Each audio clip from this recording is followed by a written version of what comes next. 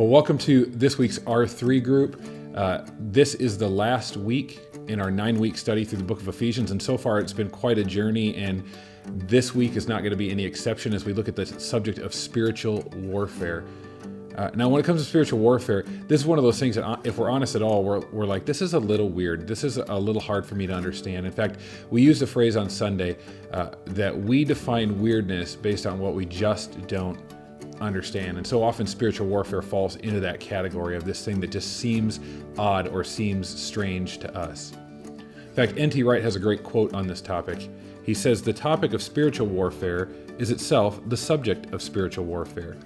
It is as though certain hidden forces would much rather we didn't talk about it or that we swept it under the carpet." You see, the reality is what we see is not all that there is. In 2 Corinthians chapter 10, verses 3 and 4, it says this, "For though we live in the world, we do not wage war as the world does. The weapons we fight with are not the weapons of this world." You see, the truth is there's a spiritual world. It's a world that's happening right next to our face, but that we can't see with our eyes, but a world that is just as real, if not even more real, than the physical world that we live in.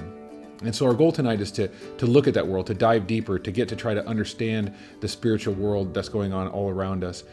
And before we do that, I want to rewind back to Sunday, and I want to look at these 3 keys to avoiding spiritual attack.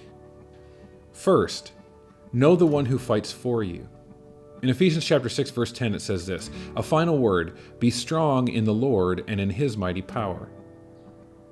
You see, the key there is being strong in the Lord. It's not being strong in yourself or in your own power, but it's finding our strength in God and God alone. You see, the truth is we're in a battle. We're in a spiritual battle, and that's the reality of it. And what Paul wants us to understand about this spiritual battle is something about our own strength, that even though our strength is inadequate, God's strength is invincible. Second, know who you're fighting. Your battle isn't with other people. As much as we think it is, our battle is not with the government. It's not with Republicans or Democrats or independents. It's not with Hollywood or MTV. You're not battling against your boss or your employees. You're not battling with a grouchy neighbor or the person down the block who is part of another religion. The real enemy here is Satan. The rest are just people that he duped, people that are created by God and yet have been blinded and bound and who need to be set free. And so what Paul is calling us to do here is to focus on the right enemy.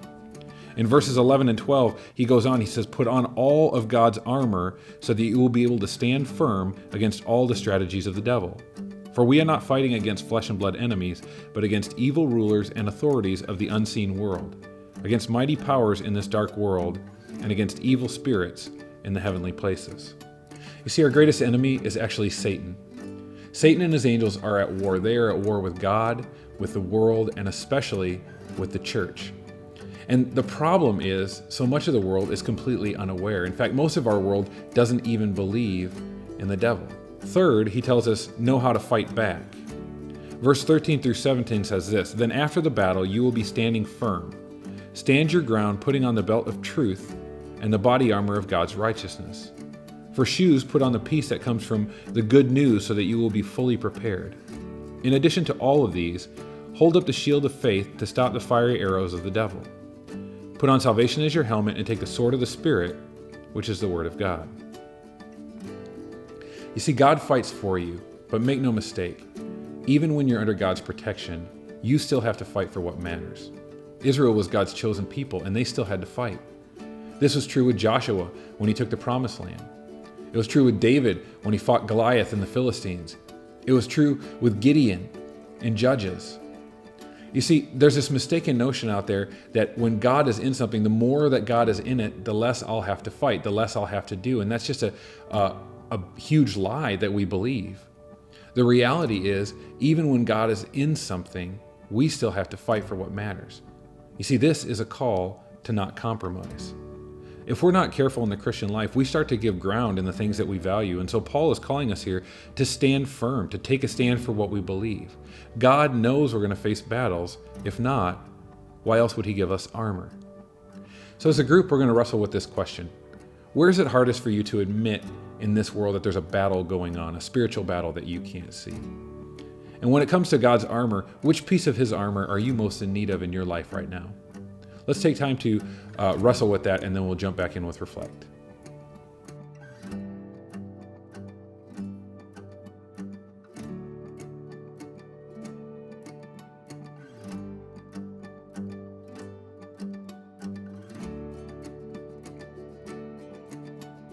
One of my favorite stories of all times is Lord of the Rings, and one of my favorite characters in that story is a guy named Aragorn, and he's of royal blood, and he's trying to run away from his destiny of being royalty, and yet he can't run away from it. He can't run from the fact that he is the heir to the throne. Now, one of his mentors, a guy named Elrond, approaches him during the films and says, Aragorn, put aside the ranger, put aside the side of you that's been hiding, and accept your destiny. Become the man you were supposed to be. Elrond says to Aragorn, take up your sword, take this sword, step it up, and accept your heritage. Near the end of the book of Deuteronomy, we meet a guy named Joshua, and he's a military leader in his command. He's also a servant of Moses, and he's actually said to be one of Moses' aides. So he's being mentored by the leader of this nation, and when Moses comes towards the end of his life, naturally Joshua is chosen as the next leader of this people. And I'm sure Joshua is a little nervous, and we see in Deuteronomy chapter 31 and also in Joshua chapter 1 that God himself says to Joshua, be strong and courageous. In Joshua chapter 1, it says, after the death of Moses, the servant of the Lord said to Joshua, son of Nun, Moses' aide, Moses, my servant, is dead. Now then, you and all these people get ready to cross the Jordan River into the land I'm about to give them, to the Israelites. I will give you every place where you set your foot, as I promised Moses. Your territory will extend from the desert to Lebanon, from the great river Euphrates, all the Hittite country to the Mediterranean Sea in the west. No one will be able to stand against you all the days of your life. As I was with Moses, so I will be with you. I will never leave you or forsake you. Be strong and courageous, because you will lead these people to inherit the land I swore to their ancestors to give them. Be strong and courageous. Be careful to obey all the laws my servant Moses gave you. Do not turn from it to the right or to the left, that you may be successful wherever you go. Keep this book of the law always on your lips. Meditate on it day and night, so that you may be careful to do everything written in it. Then you will be prosperous and successful. Have I not commanded you? Be strong and courageous. Do not be afraid. Do not be discouraged, for the Lord your God will be with you wherever you go. We see here 2 tasks and a promise. And the first task is to follow and obey God and keep his commandments by knowing his commandments in their hearts. Now, God had already given them the law through Moses, and all they had to do now was put it into practice in their everyday life. The second task was to go into the promised land and conquer it, and to be strong and courageous and accept what God had given them. But the promise was God would be with them wherever they went. Now, these people, they were soldiers, and so they already had their armor, they already had their protection. All they had to do was to tap into that strength that God would give them by being in his presence. Now, later in the book of Judges, we meet another leader. His name's Samson, and Samson was supposed to lead and supposed to lead well, but he fell in love with the women of the enemy, especially a feisty gal named Delilah. Where Joshua was an example of good and positive leadership, Samson is an example of really poor leadership. We see in Judges chapter 13 a barren woman who is promised a child. This is an echo of an earlier story with Abraham and Sarah being promised a son, and also it's a foreshadow to Samuel and his mother Hannah and that promised child, and also Mary being promised Jesus. Let's take a look in chapter 13 of Judges. A certain man of Zorah named Manoah from the clan of the Danites had a wife who was childless, unable to give birth. The angel of the Lord appeared to her and said, "You are barren and childless, but you are going to become pregnant and give birth to a son. Now see to it that you drink no wine or other fermented drink, and that you do not eat anything unclean. You will become pregnant and have a son whose head is to never be touched by a razor, because the boy is to be a Nazirite, dedicated to God from the womb. He will take the lead in delivering Israel from the hands of the Philistines." Now, Samson had right and solid foundations, and he's even a Nazirite from birth. Now, what's a Nazirite? Basically, it's 3 things. It's sacrifice, it's humility, and it's separation. The sacrifice section is where they have to fast from certain foods, especially anything that would come from the vine. So no wine, no grapes, no grape juice. Humility, they would have to wear their hair long. And in that culture, it was considered extremely dishonorable for a man to have long hair. And also separation. Nazarites were not allowed to be around anything unclean, or especially around anything that was dead. So that's Samson's foundations. As a child, his mother is bringing him up as a Nazarite. Now, it mentions the Philistines here, and when Joshua was conquering the land with the Israelites, they were supposed to take out all of the native people in the area, but some of them got left, especially the Philistines, and the Philistines have been harassing the Israelites for many generations. And now Samson is supposed to lead. Remember in Judges 13, verse 5, it says, "He will take the lead in delivering Israel from the hand of the Philistines." And all of this came to be. Judges 13, 24 through 25 says, "The woman gave birth to a boy and named him Samson. He grew and the Lord blessed him, and the Spirit of the Lord began to stir him. And because of this, Samson was incredibly strong in the Lord." And then later in his life, Samson broke all of his Nazirite vows. He drank wine, and he also ate honey from the carcass of a lion that he had killed earlier.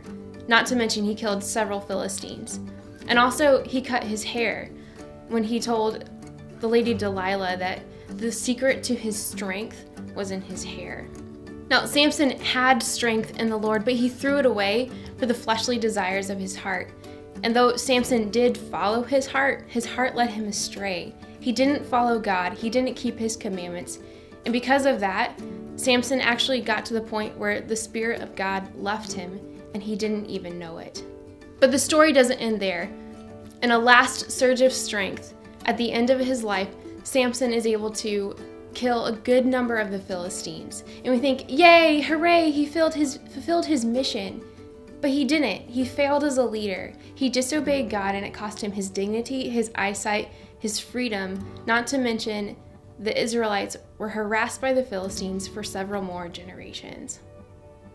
And so we have here two leaders.